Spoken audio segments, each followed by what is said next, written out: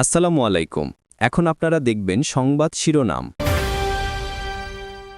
এবার খুলনায় এনসিপির সহযোগী সংগঠন শ্রমিক শক্তির বিভাগীয় আহ্বায়ককে দুর্বৃত্তের গুলি, চিকিৎসা দেয়া হচ্ছে মেডিকেলে।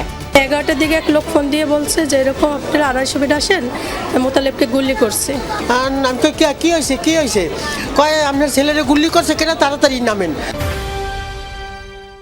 ঢাকা 10 থেকে মনোনয়নপত্র তুলে প্রার্থী ভোটারদের নিরাপত্তা চাইলেন সাবেক উপদেষ্টা আসিফ মাহমুদ। ভোটের পরিবেশ বজায় আছে দাবি সিএসির। ইলেকশনের ব্যাপারে সবাই এক, আমরা সুন্দর নির্বাচন সবাই চাই। যত ভোটের দিন ঘনিয়ে আসবে আপনারা দেখবেন ইনশাআল্লাহ আইনশৃঙ্খলা পরিস্থিতি উন্নতি হবে। তারেক রহমানের ফেরার সিদ্ধান্ত সামগ্রিক রাজনীতির জন্য ইতিবাচক মত বিভিন্ন দলের নেতাদের। সবাইকে নিয়ে আগামীর বাংলাদেশ গড়লে হবেন ইতিহাসের অংশ। এখানে এসেই তাকে জনগণের সাথে মিলেমিশে একাকার হয়ে কাজ করতে হবে, এটাই জনপ্রত্যাশা। সার্বিক রাজনীতির জন্য তিনি দেশে থাকাটা এটা আমরা ইতিবাচকভাবেই দেখি। স্বাস্থ্যের আলোচিত ঠিকাদার মিঠুর তেলেশমাতি বেনামে এবি ব্যাংক থেকে বিপুল অর্থ লোপাট, 3000 টাকার ভাড়ার দোকান দেখিয়ে প্রায় শত কোটি টাকা ঋণ। মত প্রকাশের স্বাধীনতার চেয়ে এখন বেঁচে থাকার অধিকারই গুরুত্বপূর্ণ মন্তব্য মাহফুজ আনামের। অপশক্তির বিরুদ্ধে গণতান্ত্রিক শক্তিগুলোকে এক হওয়ার আহ্বান ফখরুলের। সকল গণতান্ত্রিকারী মানুষের এখন এক হওয়ার সময় শুধু সচেতন হয়ে চলবে না, রুখে দাঁড়াবে। এখন রুখে দাঁড়ানোর সময় মত প্রকাশ তো অনেক দূর হয়ে গেছে, এখন বেঁচে থাকার অধিকারের ব্যাপার এসে গেছে। আসসালামু আলাইকুম। এখন দেখবেন সংবাদ বিস্তারিত। খুলনায় এবার এনসিপির সহযোগী সংগঠনের এক নেতাকে লক্ষ্য করে গুলি ছুড়েছে দুর্বৃত্তরা। আহত অবস্থায় তাকে খুলনা মেডিকেলে চিকিৎসা দেওয়া হচ্ছে। আহত মোতালেব শিকদার জাতীয় শ্রমিক শক্তির বিভাগীয় কমিটির আহ্বায়ক। পুলিশ ও পরিবারের সদস্য জানান, নগরীর সোনাডাঙ্গা এলাকা থেকে বেলা 11টার দিকে পথচারী মোতালেবকে আহত অবস্থায় হাসপাতালে আনেন। চিকিৎসকরা জানান তার অবস্থা বর্তমানে শঙ্কামুক্ত। কানের পাশে লেগে গুলি বেরিয়ে গেছে। মোতালেব শিকদার গুলিবিদ্ধ হওয়ার খবর পেয়ে হাসপাতালে ছুটে যান দলের নেতাকর্মী ও আইন শৃঙ্খলা বাহিনীর সদস্যরা। কে বা কারা তাকে গুলি করেছে এই বিষয়ে এখনো কিছু জানা যায়নি।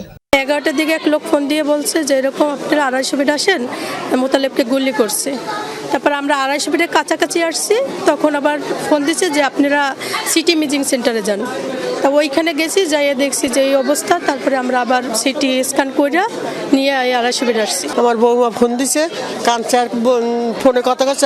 আমি মনে করছি আমার পুতনি হয়তো অসুস্থ হয়ে পড়ছে। আমি কি হয়েছে কয় আপনার ছেলেরে গুলি করছে, কেন তাড়াতাড়ি নামেন।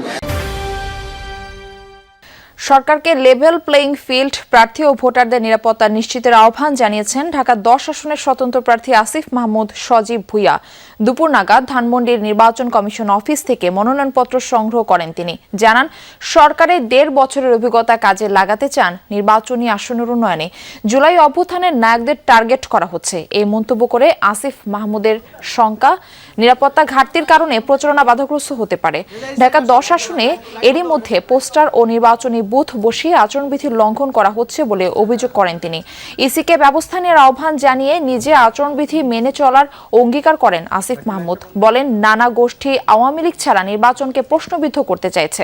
জনগণকে সাথে নিয়ে নির্বাচনে জয়ের আশাবাদ এই তরুণ নেতার। বিভিন্ন গোয়েন্দা সংস্থা থেকে মাঝে মধ্যে জানানো হয় যে আপনার নিরাপত্তা ঝুঁকি আছে, এখানে যেতে পারবেন না, ওখানে যেতে পারবেন না।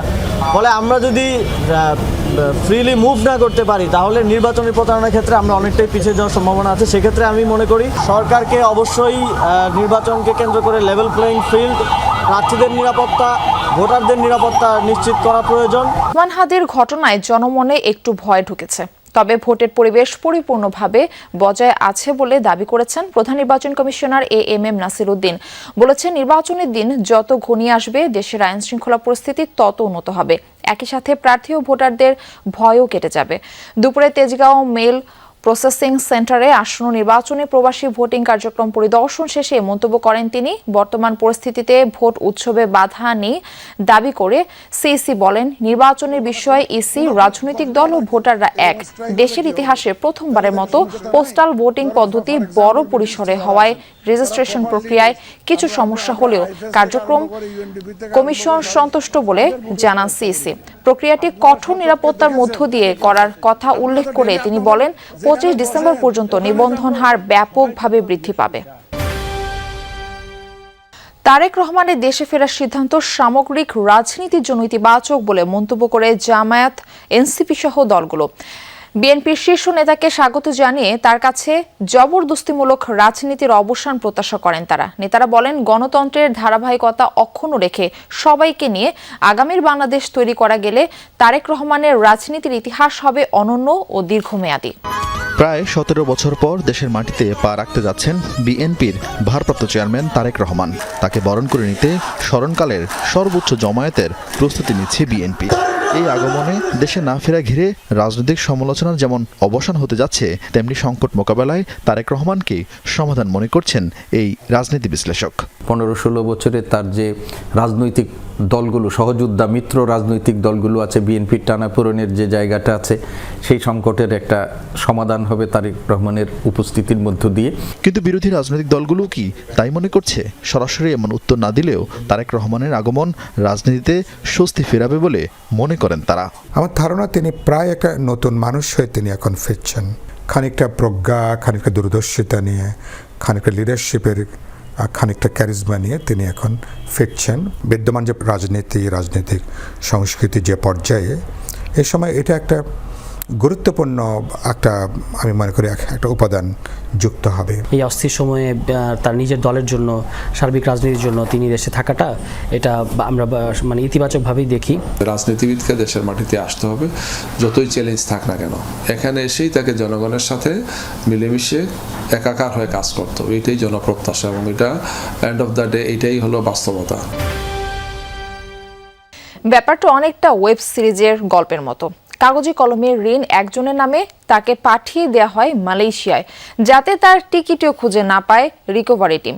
অন্যদিকে বেনামি ঋণের টাকা তুলে আড়াল থেকে 9-6 করে যাচ্ছে শক্তিশালী চক্র। চক্রের মূল হোতা স্বাস্থ্যের ঠিকাদার মিঠু। মাত্র 3000 টাকার ভাড়া দোকানের নামে ঋণ প্রায় 100 কোটি টাকা। 9 বছর আগে ঋণ দেয় এবি ব্যাংক। দেখে মনে হতে পারে কোনো বুজুর্গ, নাম হাবিবুর রহমান, শেখাচ্ছিলেন বেহেশতে যাওয়ার আমল। রাজধানীর মানিকনগরের এক রুমের ছোট্ট বাসায় থাকা এই হাবিবের নামেই আছে বিপুল পরিমাণ ব্যাংক ঋণ, কিন্তু দাবি করলেন জানেন না কিছুই, এমনকি জাতীয় পরিচয়পত্রও নেই তার। সব অস্বীকার করে দোয়া দিয়েই বিদায় দিলেন প্রতিবেদককে। 2 মাস পর হাতে আসে হাবিবুরের এনআইডি কার্ড। সেই সূত্রে পাওয়া গেল ব্যাংক ঋণের তথ্য।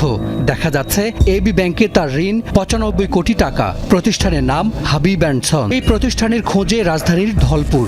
ঠিকানায় নেই হাবিব অ্যান্ড সন্সের নামগন্ধ, ঝুলছে মুরাদ লাইটিং হাউসের ব্যানার। যখন তদন্ত করা হবে তখন তদন্ত টিম বিষয়টার গভীরে প্রবেশ করবে। কোনো ক্যামোফ্লেজের আশ্রয় নেওয়া হচ্ছে কিনা অবশ্যই তদন্ত টিম প্রতিটি বিষয় পুঙ্খানুপুঙ্খভাবে বিশ্লেষণ করে দেখবে। এতে প্রকৃত ঋণের চিত্র ফুটে আসবে বলে আমরা আশা করি।